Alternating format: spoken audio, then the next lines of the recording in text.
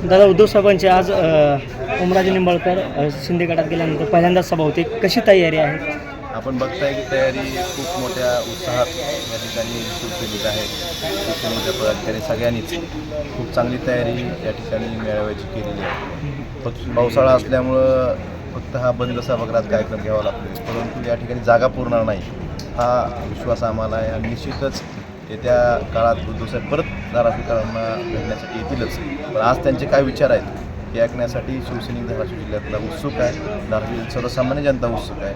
आज काय विचार देतात हे ऐकण्यासाठी खूप हजारोच्या संख्येनं इथं शिवसैनिक सर्वसामान्य जनता या ठिकाणी उपस्थित आहे. काही शिवसैनिक शिंदे गटात गेले होते, ते परत येणार असल्याचे संकेत दिलेत. काय बॅनर लागलेले आहेत? निश्चितच मधल्या काळात काही शिवसैनिक जे शिंदे गटात काय गेले होते, काही भाजपमध्ये गेले होते. अशा शिवसैनिकांचं परत घर वापसी होते आणि काही भाजपमधल्या लोकांचा या ठिकाणी